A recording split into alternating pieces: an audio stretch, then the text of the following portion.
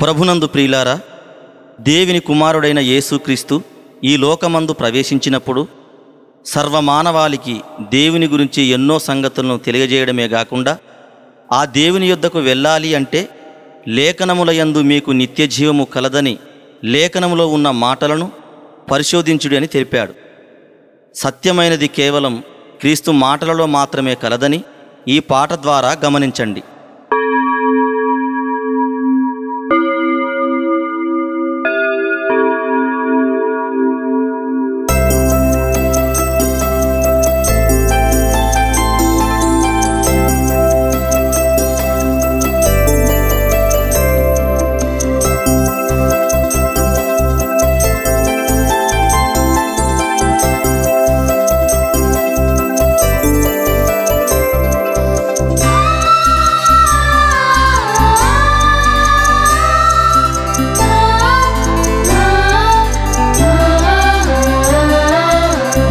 లేఖనములయందు నిత్య జీవమున్నది, పరలోకమెల్లుటకు మార్గమున్నది.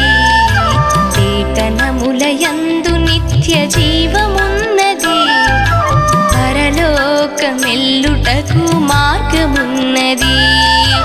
ఆ మార్గమే ప్రభు యేసు, ఆ మార్గమే క్రీస్తేసు.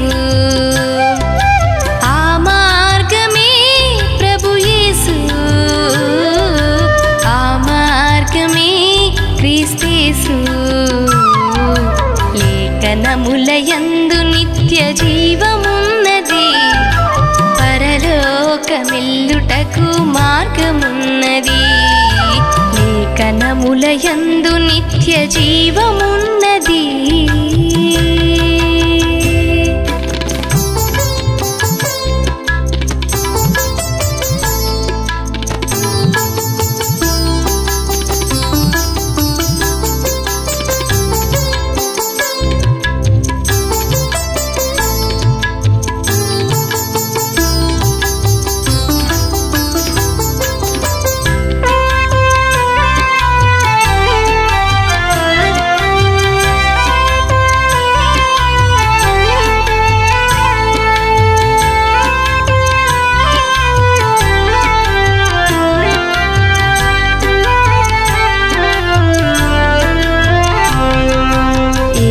మాటలో యథార్థతున్నది, యేసు మాటలో నిత్య జీవమున్నది. యేసు మాటలో పరిపూర్ణతున్నది, యేసు మాటలో నిజ ప్రేమ ఉన్నది. యేసు మాటలో యెహోవా ఉన్నాడు, యేసు మాటలో పరలోకమున్నది. యేసు మాటలో యెహోవా ఉన్నాడు, యేసు మాటలో పరలోకమున్నది.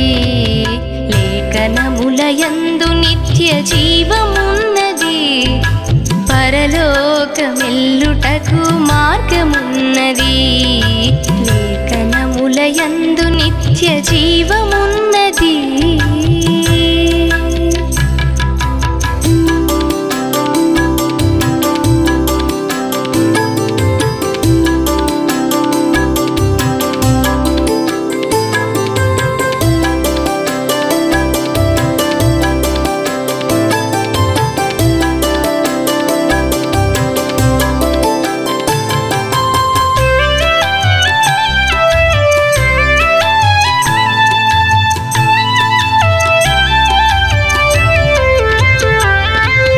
క్రీస్తు మాటలో సర్వ సత్యమున్నది, క్రీస్తు మాటలో మనకు రక్షణున్నది. క్రీస్తు మాటలో బుద్ధి జ్ఞానమున్నది, క్రీస్తు మాటలో మారు మనసు ఉన్నది. క్రీస్తు మాటలో ప్రాణ త్యాగమున్నది, క్రీస్తు మాటలో దీర్ఘ శాంతి ఉన్నది. క్రీస్తు మాటలో ప్రాణ త్యాగమున్నది, క్రీస్తు మాటలో శాంతి ఉన్నది. లేఖనములయందు నిత్య జీవమున్నది. పరలోకమెల్లుటకు మార్గమున్నది. లేఖనములయందు నిత్య జీవమున్నది. పరలోకమెల్లుటకు మార్గమున్నది. ఆ మార్గమే ప్రభు యేసు. ఆ మార్గమే క్రీస్తేసు. ఆ మార్గమే ప్రభు యేసు. ఆ మార్గమే క్రీస్తేసు. లేఖనములయందు నిత్య జీవమున్నది. పరలోకమెల్లుటకు మార్గమున్నది. లేఖనములయందు నిత్య జీవమున్నది.